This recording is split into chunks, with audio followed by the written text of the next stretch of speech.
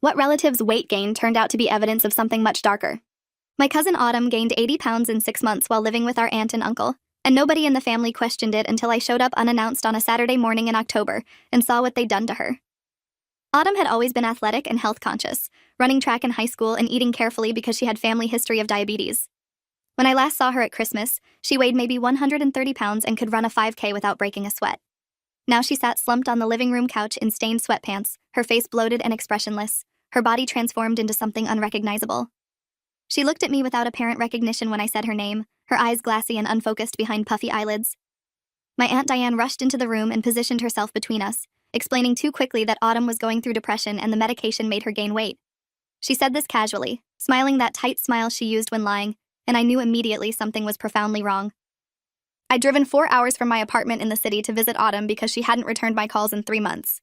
We'd always been close, more like sisters than cousins, and her sudden silence felt alarming. My mother told me not to worry, that Autumn was just adjusting to living with Diane and Gerald while she attended community college nearby. But Autumn had texted me religiously every few days since middle school, sharing memes and complaining about assignments and telling me about her life in paragraph-long messages. The silence was completely out of character. When I finally texted Diane directly asking to visit, she responded after 2 days saying Autumn was busy with school and maybe another time. That response made me get in my car and drive without calling ahead. I arrived at their large colonial house in the suburbs at 9:30 on a Saturday morning, letting myself through the unlocked front door and calling Autumn's name. That's when I found her on the couch, barely responsive, transformed beyond recognition. Diane kept talking in that artificially cheerful voice, explaining how Autumn had struggled with the transition to college life, how she'd developed anxiety and depression, how the psychiatrist prescribed medication that unfortunately caused weight gain as a side effect. Gerald appeared in the doorway behind Diane, arms crossed over his expensive polo shirt, watching me with cold calculation. I ignored them both and knelt in front of Autumn, taking her hand. Her fingers felt swollen and clammy, and she didn't squeeze back when I pressed. I asked her directly if she was okay, if she wanted to talk to me. Autumn's mouth opened slightly, her tongue moving slowly behind her teeth, but no words came out. She seemed to be trying to focus on my face but couldn't quite manage it. Diane put her hand on my shoulder and firmly suggested we talk in the kitchen, away from Autumn, who needed to rest. I stood reluctantly, following Diane while glancing back at my cousin, who'd already slumped sideways against the couch cushions. In the kitchen, Diane poured coffee I didn't want and launched into elaborate explanations about Autumn's mental health crisis. She described panic attacks and crying episodes and missed classes and appointments with therapists who prescribed various medications. She pulled out a pill organizer with 7 compartments showing different colored capsules and tablets, pointing to each one and rattling off names I didn't recognize. She explained how hard it had been watching Autumn struggle, how grateful she was they could provide support during this difficult time, how the doctors promised the depression would improve once they found the right medication balance. Gerald nodded along, adding comments about how expensive the medical care was, how much time Diane spent managing Autumn's appointments, how they'd had to withdraw Autumn from most of her classes because she couldn't handle the workload. Everything they said sounded reasonable on the surface, but my instincts screamed that I was being fed a carefully constructed lie. Autumn had never shown signs of depression or anxiety before. She'd been excited about starting college, about living near her favorite aunt and uncle, about finally having independence from her controlling father. That thought stopped me cold. Autumn's father, my Uncle Richard, had died 14 months ago in a car accident on his way home from work. He'd left everything to Autumn in his will, his life insurance payout, his retirement accounts, his house, everything totaling around $800,000. Autumn was only 19 when he died, which meant the estate was held in a trust managed by the executor until she turned 21. The executor was Gerald, my Uncle Richard's older brother, who sat across from me now explaining how expensive Autumn's medical care had been. I felt my stomach drop as pieces clicked into place. I asked casually who was paying for Autumn's medication and therapy appointments. Gerald said the trust was covering medical expenses, which was appropriate since Richard would have wanted his daughter to get proper care. He said this while maintaining eye contact, daring me to question his authority as executor. I stayed at their house for 3 hours that day, trying to spend time with Autumn despite Diane's obvious discomfort with my presence. Autumn remained on the couch the entire time, occasionally responding to direct questions with slurred single-word answers, mostly just staring at the television playing some home improvement show. When I asked what classes she was taking, she blinked slowly and said nothing. When I asked about her track running, she looked confused, as if she couldn't remember what track was. When I asked if she wanted to go for a walk outside, she shook her head slightly and closed her eyes. I took photos of her without Diane and Gerald noticing, documenting the dramatic physical transformation, the vacant expression, the way she couldn't stay alert for more than a few minutes at a time. Before I left, I hugged Autumn and whispered that I'd be back soon. She didn't respond, but her eyes flickered with something that might have been recognition, or might have been nothing. I drove home with my hands shaking on the steering wheel, my mind racing through possibilities. Depression medication could cause weight gain, but 80 pounds in 6 months seemed extreme. The level of sedation I'd witnessed seemed wrong for someone just dealing with anxiety and depression. Autumn had been practically catatonic, unable to hold a conversation or maintain focus, more drugged than depressed. And the timing was suspicious, her complete personality change coinciding perfectly with Gerald gaining control of her substantial inheritance. I called my mother from the road and tried to explain my concerns, but she dismissed them immediately. She said Diane and Gerald were good people who'd graciously taken Autumn in after Richard died, that mental health issues were complicated and I shouldn't judge, that families needed to support each other through difficult times. When I suggested maybe Autumn needed a second medical opinion, my mother got angry and told me to stop making trouble. That night I couldn't sleep, lying awake researching psychiatric medications and their side effects. I learned that certain antipsychotics and mood stabilizers could cause significant weight gain, but the level of sedation I'd witnessed suggested something more aggressive. I found articles about medication abuse in guardianship situations, about caretakers over-medicating vulnerable adults to keep them compliant and steal their assets. The pattern matched what I'd observed: the excessive drugging, the isolation from family members, the executor controlling finances while the beneficiary remained incapacitated. But I had no proof, just instinct and suspicion and a few photos of my heavily sedated cousin. I needed evidence before I could accuse Gerald and Diane of anything, needed documentation that would convince someone in authority to investigate. I decided to visit Autumn again, unannounced, armed with specific questions and my phone ready to record. 2 weeks later, I drove back to their house on a Wednesday afternoon when I knew Gerald would be at his law firm and Diane would be alone with Autumn. I brought flowers and a story about being in the neighborhood, acting casual and friendly. Diane answered the door looking surprised but let me in, clearly calculating whether refusing entry would seem suspicious. Autumn was in the same position on the couch, wearing different stained sweatpants but otherwise unchanged. I sat beside her and talked about neutral topics while Diane hovered nearby, then casually asked if I could see the medication list to better understand what Autumn was dealing with. Diane hesitated, then retrieved the pill organizer and a folder containing prescription bottles. I photographed every label while pretending to read sympathetically, capturing medication names, dosages, prescribing doctors, and pharmacy information. The list was extensive, at least 8 different medications, including 2 powerful antipsychotics, 3 benzodiazepines, and several other drugs I didn't recognize. While Diane went to the bathroom, I quickly asked Autumn if she wanted me to help her. She looked at me with those vacant eyes and whispered, "Can't think straight," before her head lolled back against the couch. I asked if she wanted to leave, to come stay with me, and she tried to form words but couldn't complete the sentence. She reached for my hand and squeezed weakly, and I saw tears forming in her unfocused eyes. Then Diane returned and I had to pull back, resume acting normally, pretend I hadn't just witnessed my cousin begging for rescue through her drugged haze. I stayed another hour making small talk, then left promising to visit again soon. In my car, I immediately emailed the medication photos to myself and started researching the prescribing doctors. Every prescription came from the same psychiatrist, a Dr. Nathan Voigt, who practiced in a small office 30 miles from Diane and Gerald's house. I called Dr. Voigt's office the next day, posing as a family member concerned about Autumn's medication regimen. The receptionist was polite but unhelpful, stating she couldn't discuss patient information without authorization. I asked if it was normal for someone to be on 8 simultaneous medications for depression and anxiety, and she said I'd need to speak with the doctor directly during an appointment. I made an appointment using a fake name, planning to show up and demand answers about why Autumn was being drugged into oblivion. But before that appointment arrived, I decided to consult someone with actual medical expertise. I contacted my former roommate Julia, who was completing her psychiatry residency at a teaching hospital in the city. I sent her the medication list without identifying Autumn, asking if this combination seemed appropriate for treating depression and anxiety in a 20-year-old woman. Julia called me within an hour, her voice tight with concern. She said the medication combination was extremely aggressive and highly unusual for someone with no history of severe mental illness. The 2 antipsychotics, Haldol and Thorazine, were typically reserved for acute psychotic episodes or severe schizophrenia, not depression or anxiety. The dosages were high enough to cause significant sedation, cognitive impairment, and rapid weight gain. Combined with 3 different benzodiazepines, the regimen would leave someone barely functional, unable to think clearly or advocate for themselves. Julia asked point blank if I suspected medication abuse, and I admitted my fears about Gerald using drugs to control Autumn while stealing her inheritance. Julia said I needed to report this immediately, that keeping someone incapacitated through excessive medication was both medical abuse and possibly criminal guardianship fraud. She offered to review medical records if I could obtain them and testify as an expert witness if needed. I spent the next week building a case. I visited the county courthouse and pulled documents related to Richard's estate and the trust administration. The paperwork showed Gerald had been making regular withdrawals for Autumn's living expenses, medical care, and educational costs, all reasonable on paper. But the amounts were suspiciously large, tens of thousands per month for someone supposedly living with family and barely attending school. I requested detailed accounting records, which required filing a formal petition as an interested family member. The clerk warned this would alert Gerald that someone was scrutinizing his financial management. I filed anyway, knowing I was about to make myself an enemy but no longer caring. Autumn needed rescue more than I needed family peace. Gerald called me that evening, his voice carefully controlled but radiating anger. He said he understood I was concerned about Autumn, but my courthouse visit was inappropriate and hurtful. He reminded me that he'd been appointed executor because Richard trusted him completely, that he'd managed the estate responsibly, that every expense was documented and necessary. He suggested my interference was making things harder for Autumn, who needed stability and support, not family drama. When I asked why Autumn was on such aggressive psychiatric medication, Gerald said that was between Autumn and her doctors, that medical privacy laws prevented him from discussing details, that I needed to respect boundaries.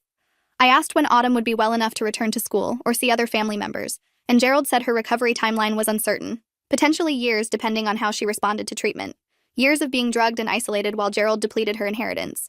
I told him I planned to visit Autumn regularly, and he said I was welcome anytime but shouldn't disrupt her routine or upset her with intrusive questions. The accounting records arrived 3 weeks later, and they confirmed my worst suspicions. Gerald had withdrawn over $150,000 in 14 months, claiming expenses for medical care, housing, food, transportation, and educational costs. But the documentation was vague and the amounts were absurdly inflated. He'd billed the trust $8,000 per month for Autumn's room and board despite her living in their house. He'd claimed medical expenses totaling $60,000 for appointments and medications that should have cost a fraction of that even without insurance. He'd withdrawn $15,000 for educational expenses despite Autumn attending barely any classes. The pattern was clear. Gerald was systematically looting Autumn's inheritance while keeping her too drugged to notice or object. I made copies of everything and contacted a trusts and estates attorney named Patricia Reeves who specialized in fiduciary abuse cases. Patricia reviewed the documents with increasing outrage, her professional composure cracking as she recognized the obvious fraud. She explained that executors were held to strict fiduciary standards and could be removed for self-dealing or failing to act in the beneficiary's interest. The inflated expense claims combined with Autumn's suspicious medical condition suggested a coordinated scheme to incapacitate the beneficiary and steal trust assets. Patricia said we needed to file an emergency petition to remove Gerald as executor and appoint a guardian ad litem to investigate Autumn's medical treatment. She warned the legal process would be ugly in public, that Gerald would fight aggressively to protect his access to the money, that our family would fracture over the accusations. I said I didn't care about family harmony when my cousin was being drugged and robbed. Patricia smiled grimly and said she'd prepare the paperwork immediately. We filed the emergency petition on a Friday morning, requesting the court remove Gerald as executor, freeze all trust assets, appoint an independent guardian, and order a comprehensive medical evaluation of Autumn by doctors not connected to Gerald or Diane. The petition detailed the excessive medication regimen, the suspicious expense claims, and Autumn's visible deterioration while under their care. Patricia argued that Autumn was in immediate danger of continued medical abuse and financial exploitation, requiring urgent intervention. The judge assigned to the case was Linda Ortega, known for taking elder abuse and guardianship fraud seriously. She scheduled an emergency hearing for the following Wednesday, ordered Gerald to appear with full accounting records, and issued a temporary restraining order preventing any further trust withdrawals without court approval. Patricia called to tell me the news, adding that Gerald was almost certainly hiring expensive lawyers right now and preparing to destroy our case. Gerald's lawyer filed a response on Monday painting me as a jealous relative, making baseless accusations against generous caretakers who'd sacrificed to help Autumn during mental health crisis. The response claimed Autumn's weight gain and sedation were unfortunate but necessary side effects of treating severe depression with suicidal ideation. It included a letter from Dr. Voigt stating Autumn's medication regimen was medically appropriate and carefully monitored. The response attacked my credibility, pointing out I had no medical expertise, hadn't lived near Autumn for years, and visited only occasionally. It characterized my concerns as misinformed meddling by someone who didn't understand psychiatric treatment. Gerald's lawyer demanded the court dismiss my petition, sanction me for making false allegations, and award attorney fees to Gerald for defending against frivolous litigation. Patricia read the response to me over the phone and said, "They're terrified. This is what guilty people sound like when cornered." The emergency hearing was scheduled for 2 p.m. on Wednesday. Patricia subpoenaed Autumn to appear so the judge could observe her condition directly. She also subpoenaed Dr. Voigt to testify about the medical treatment and medication regimen. Tuesday night, Diane called me crying, begging me to drop the petition before I destroyed our family. She insisted they'd done nothing wrong, that Autumn was genuinely sick, that the medications were necessary, that I was being cruel and delusional. When I said I just wanted Autumn evaluated by independent doctors, Diane's tears stopped abruptly, and her voice went cold. She said I'd regret this, that I was making enemies of people who'd never forgive me, that some bridges couldn't be repaired once burned. I hung up without responding, hands shaking but resolve strengthened. People who were innocent didn't threaten family members for requesting medical evaluations. Wednesday morning arrived gray and cold. I met Patricia at the courthouse at 1:30, watching lawyers and clients stream through security.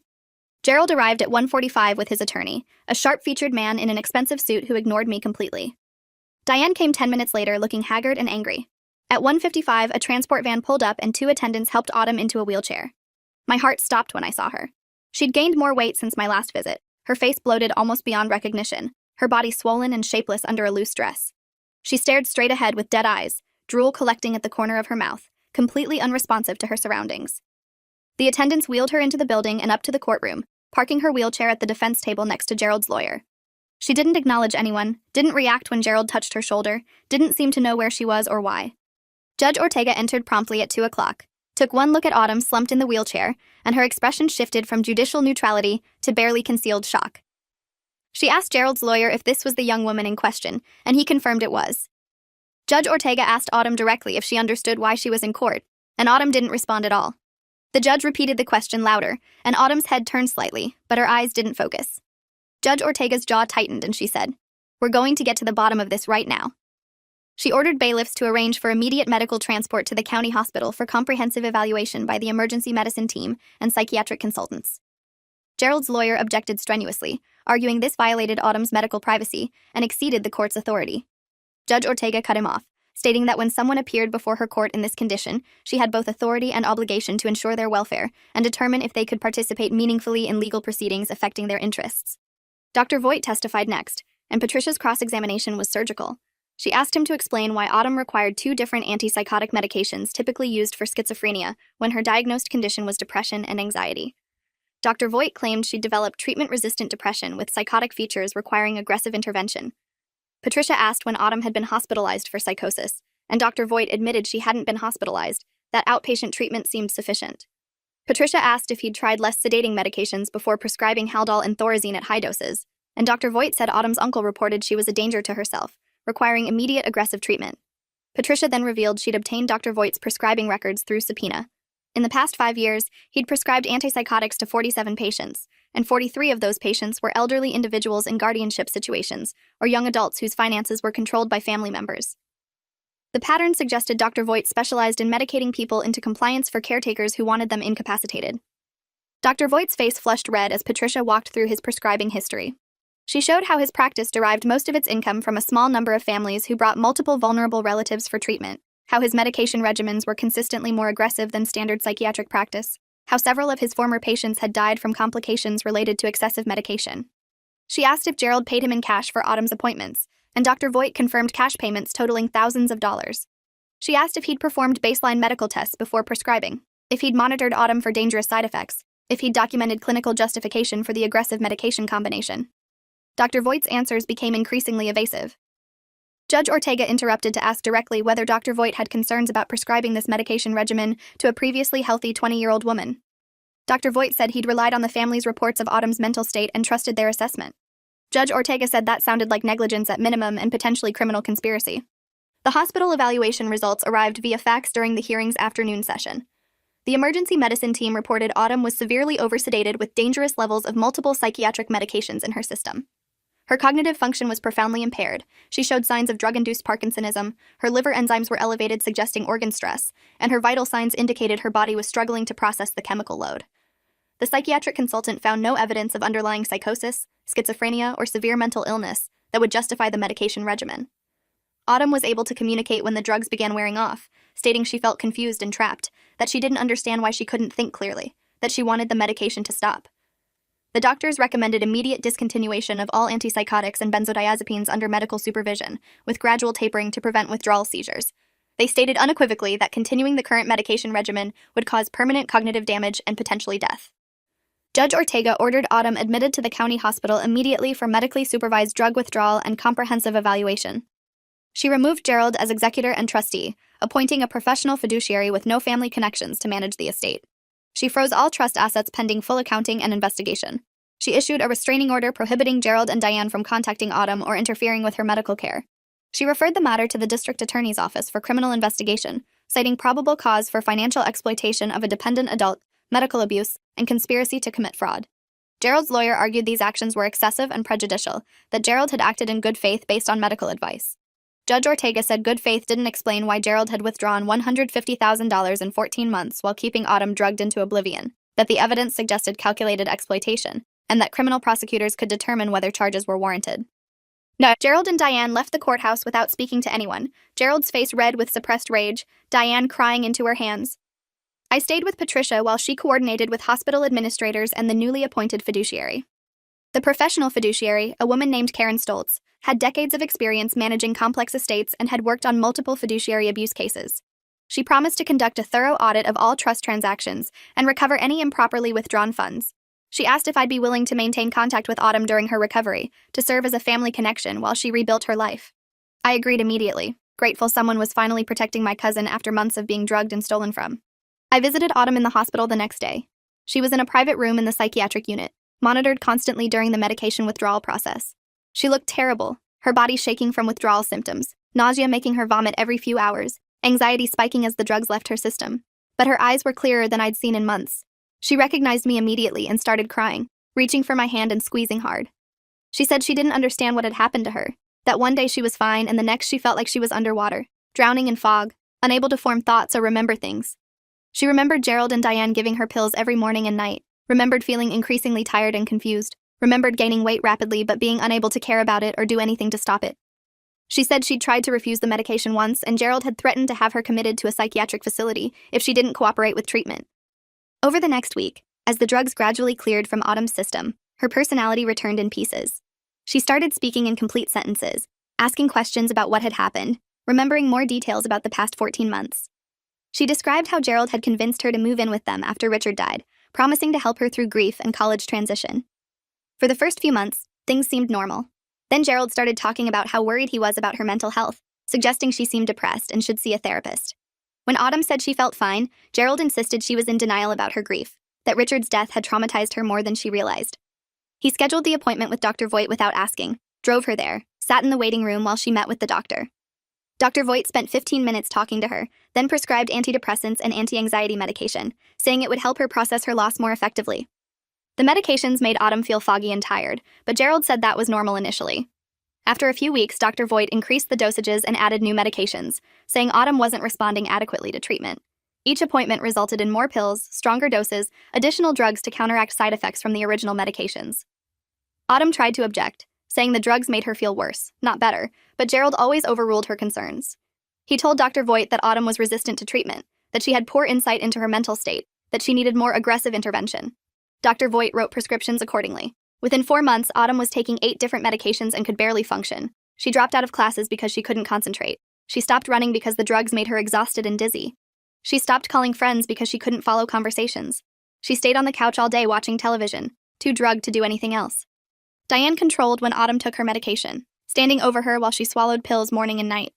If Autumn tried to refuse, Diane called Gerald, who threatened her with psychiatric hospitalization or worse consequences. Autumn described feeling trapped and helpless, knowing something was deeply wrong but unable to think clearly enough to formulate an escape plan or call for help. She'd tried to reach out to me several times, but Diane monitored her phone and deleted messages before they sent. When I'd called, Diane answered and said Autumn was sleeping or busy.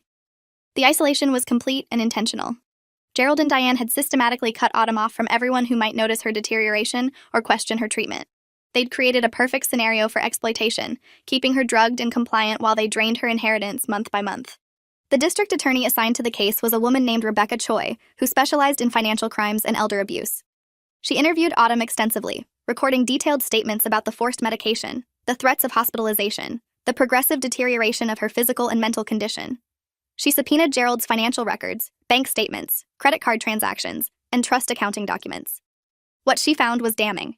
Gerald had withdrawn funds from Autumn's trust and deposited them into his personal accounts, sometimes within the same day. He'd used trust money to pay for luxury vacations, expensive car leases, renovations to his house, and private school tuition for his own children. The medical expenses he'd claimed were wildly inflated, bills for appointments that never happened, charges for medications that cost a fraction of what he'd withdrawn. In total, Gerald had stolen over $120,000 from Autumn's inheritance, leaving a paper trail that proved systematic theft. Rebecca charged Gerald with financial exploitation of a dependent adult, conspiracy to commit fraud, identity theft for forging Autumn's signature on trust documents, and felony theft. She charged Diane as an accomplice, arguing she'd actively participated in keeping Autumn drugged and isolated while Gerald stole her money. She also charged Dr. Voigt with medical fraud, prescribing unnecessary controlled substances, and conspiring to commit financial exploitation. All three were arrested on a Friday morning. Gerald pulled from his law office in handcuffs in front of his colleagues. Diane arrested at home while making breakfast. Dr. Voigt taken from his medical office mid-appointment. The media coverage was extensive. Local news outlets ran stories about a prominent attorney exploiting his dead brother's daughter, drugging her into oblivion to steal her inheritance. Public outrage was swift and intense. Gerald's law firm suspended him immediately, then forced him to resign when the evidence became public. His professional reputation, carefully built over 25 years, disintegrated within days. The state bar opened an ethics investigation that would likely result in disbarment. Diane lost her volunteer positions at charitable organizations she'd cultivated for social status. Their friends abandoned them. Their children faced bullying at school from classmates who'd seen news coverage. Gerald and Diane tried to defend themselves in the media, claiming misunderstanding and false accusations, but the evidence was overwhelming and their explanations sounded hollow. Dr. Voigt's medical license was suspended pending investigation, his practice immediately closed, his patients transferred to legitimate psychiatrists who were horrified by his prescribing patterns. Autumn's recovery was slow and difficult. She spent 3 weeks in the hospital as doctors carefully tapered the medications and addressed the physical damage they'd caused. She'd developed insulin resistance from the weight gain, early signs of metabolic syndrome, and fatty liver disease from the drug-induced metabolic disruption. Physical therapists worked with her to rebuild strength and endurance. Nutritionists helped her develop healthy eating patterns. Real therapists, not frauds paid by exploitative family members, helped her process the trauma of being drugged and controlled for over a year. She grieved for time lost, for trust destroyed, for family relationships permanently damaged. She'd believed Gerald and Diane loved her, that they'd taken her in out of generosity, that they wanted to help her through difficult times. Learning they'd viewed her as a resource to exploit, that every kindness had been calculated manipulation, shattered something fundamental in her worldview. I spent as much time with Autumn as possible during her hospital stay and recovery. She moved into my apartment when she was discharged, sharing my small space while she rebuilt her life. The professional fiduciary Karen worked with prosecutors to recover stolen funds from Gerald's accounts. She froze his assets, filed liens against his house and property, and clawed back as much money as possible. The process recovered about $85,000, not everything Gerald had stolen, but a significant portion. The trust had been depleted from $800,000 to around $600,000 after accounting for Gerald's theft and legitimate expenses. Karen managed the remaining funds carefully, paying for Autumn's medical care and living expenses while protecting the principal for her future. The criminal trial happened 10 months after the arrests. Gerald, Diane, and Dr. Voigt all faced multiple felony charges. Gerald's lawyer tried to argue he'd made accounting errors, that he'd intended to repay money he borrowed from the trust, that his actions weren't criminal theft but poor financial management. The prosecution presented bank records showing Gerald had withdrawn trust funds and spent them on personal luxuries with no intention of repayment. They showed forged documents with Autumn's signature authorizing withdrawals she never approved. They presented Autumn's testimony describing threats and coercion when she tried to refuse medication. The jury deliberated for 6 hours before returning guilty verdicts on all counts. Judge Ortega presided over sentencing. Autumn gave a victim impact statement, standing at the podium with her voice steady despite tears. She described losing a year of her life to drugs that nearly killed her, losing her father's inheritance that was supposed to secure her future, losing faith in family members she'd trusted completely. She explained how Gerald had exploited her grief and vulnerability for financial gain, how he'd turned her dead father's love into a resource to steal. She said she'd have to live with the physical damage from excessive medication and the psychological trauma of betrayal for the rest of her life. She ended by saying she forgave them because holding anger would only hurt her further, but she hoped the court would ensure they never had opportunity to exploit another vulnerable person. Judge Ortega sentenced Gerald to 8 years in state prison for financial exploitation and fraud. She sentenced Diane to 4 years for conspiracy and abuse of a dependent adult. She sentenced Dr. Voigt to 6 years for medical fraud and ordered permanent revocation of his medical license. The sentences were harsh but appropriate given the calculated nature of the crimes and the devastating impact on Autumn. Gerald's lawyer filed an appeal, but it was denied. Gerald would serve at least 85% of his sentence before parole eligibility.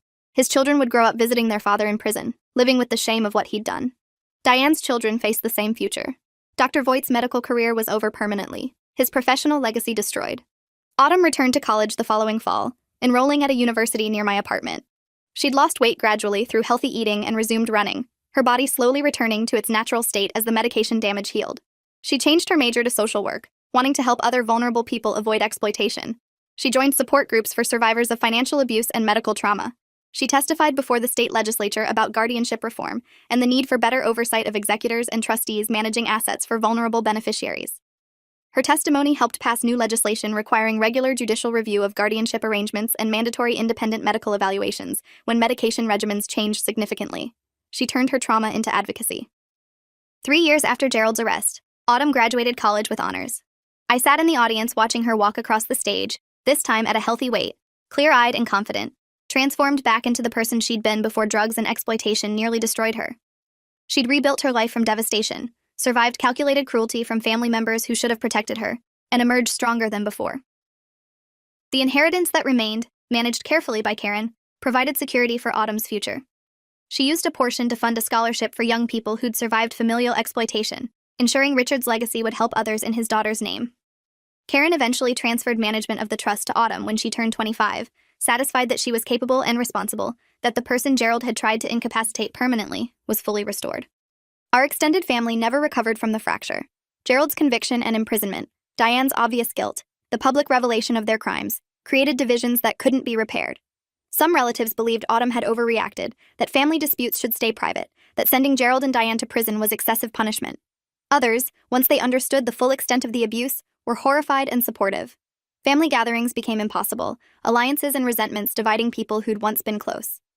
My mother eventually apologized for dismissing my concerns initially, admitting she'd been wrong to prioritize family harmony over Autumn's welfare. But the apology came late, after the damage was done, and our relationship remained strained. I think about that October morning often, walking into Diane's living room and seeing Autumn transformed into something unrecognizable, drugged into oblivion while her inheritance disappeared. How easily it could have continued if I'd accepted the depression explanation and walked away. How close Gerald came to completely depleting Autumn's trust before she aged out of his control. How many months or years Autumn might have lost to unnecessary medication if I hadn't photographed the prescription bottles and consulted Julia. The system had failed Autumn completely. Her father's trust in Gerald was misplaced. Dr. Voigt's medical license allowed him to drug vulnerable people with impunity. No oversight mechanism caught the suspicious trust withdrawals or questioned Autumn's dramatic decline. She was saved only because I got suspicious, because I refused to accept convenient explanations, because I pursued evidence even when family members told me to stop causing trouble. That's not how systems should work, relying on individual family members to notice abuse and fight through institutions to stop it. But that's how it works too often, and Autumn was lucky I noticed before it was too late. The cousin who gained 80 pounds in 6 months wasn't suffering from depression or medication side effects. She was being systematically poisoned by family members who viewed her inheritance as their retirement fund. The weight gain was evidence of excessive medication used to keep her incapacitated while they stole everything her dead father left her. By the time I saw her on that couch, barely conscious and unresponsive, they'd nearly succeeded in their plan. But suspicion, documentation, and legal intervention stopped them. Gerald sits in prison now. Diane served her sentence and lives quietly in disgrace. Dr. Voight lost everything. Autumn survived and built a life worth living despite their attempts to destroy her. Sometimes that's the only justice possible, ensuring the person who was supposed to be destroyed thrives while their abusers face consequences. For Autumn, that was enough. Thanks for watching till the end. Make sure to subscribe and like to not miss the next story.